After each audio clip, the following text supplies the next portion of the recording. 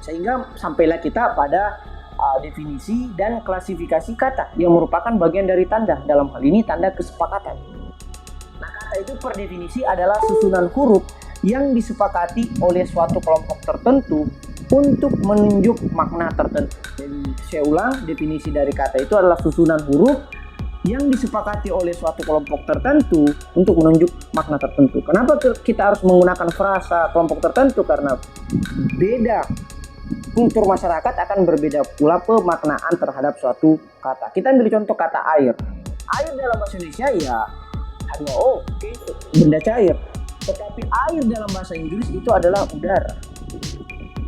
Sehingga kata itu merujuk kepada kesepakatan dari kelompok tertentu. Nah, adapun klasifikasi kata secara garis besar itu terbagi secara dua aja. Berbilangnya kata dan berbilangnya makna. Nah, berbilangnya kata ini terbagi dua lagi, kata tunggal, misalnya pensil. Ya pensil ya satu aja katanya kan.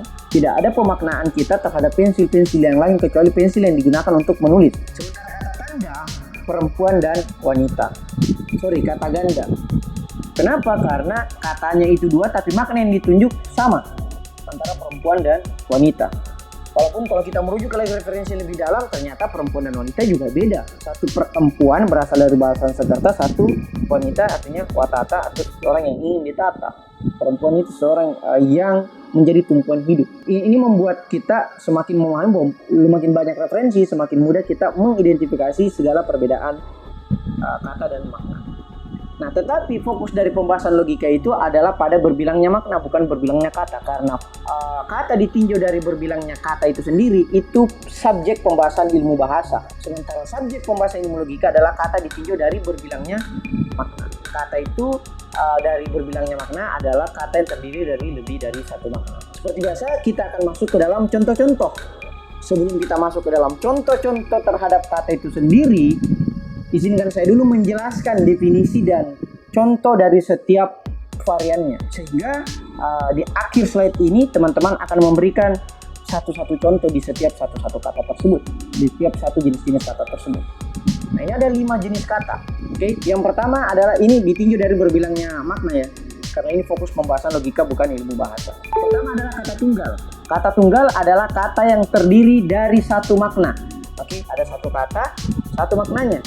Sama aja kayak tadi ya, dengan berbilangnya kata. Kita ambil contoh pensil. Kata pensil, maknanya cuma satu ya, pensil. Oke, ini masih mudah. Tapi teman-teman nanti silakan cari contohnya masing-masing ya.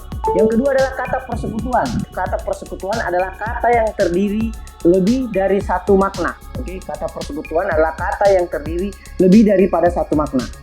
Yang mana makna pertama dan makna kedua tidak saling mendahului. Jadi tidak ada yang dominan. Misalnya kita ambil contoh apel. Ada apel buah, ada apel upacara.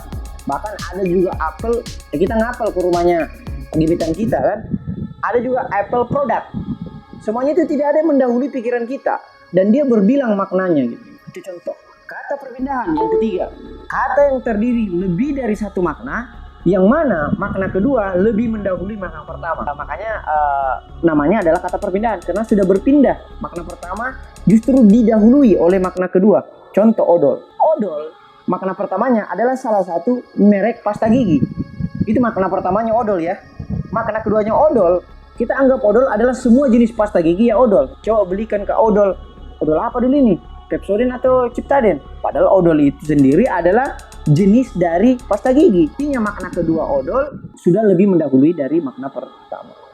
Nah, yang keempat, kata hakiki dan kata majasi. Kata hakiki dan kata majasi adalah kata yang terdiri lebih dari satu makna, yang mana makna pertama lebih mendahului makna kedua. Makna pertama masih lebih mendahului daripada makna kedua. Dan di antara kedua makna tersebut memiliki relevansi.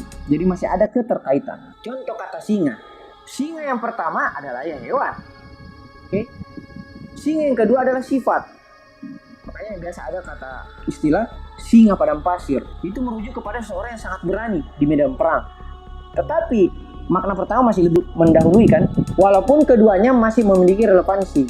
Masih sama-sama ada masih ada sifat-sifat berani di dalam singa yang pertama maupun singa yang kedua.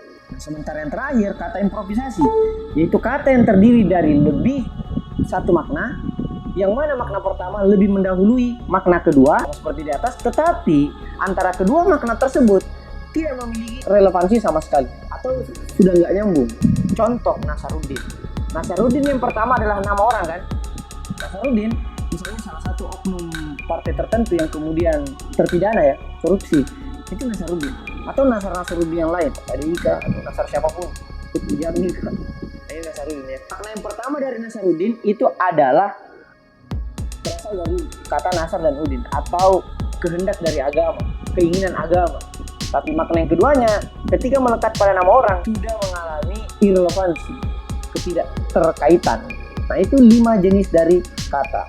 Nah izinkan saya tutup dengan kutipan sebelum kita masuk ke contoh. Tentunya ketika mimpi kita pikirkan, ia berubah menjadi rencana. Ketika ada mimpi ya, kita pikirkan mimpi itu, ia berubah menjadi rencana. Nah ketika rencana kita ucapkan, ia berubah menjadi komitmen. Nah ketika komitmen kita lakukan, ia berubah bentuk lagi menjadi kenyataan. Ini kutipan dari William Tanujaya sebagai founder Tokopedia. So teman-teman, hati-hati dengan pikiran, kata-kata, komitmen, dan perlakuan teman-teman. Karena itu semua pada gilirannya nanti akan bisa menjadi kenyataan. Nah saya kira itu dulu pengantar dari saya. Semoga berkah dan terima kasih. Wassalamualaikum warahmatullahi wabarakatuh.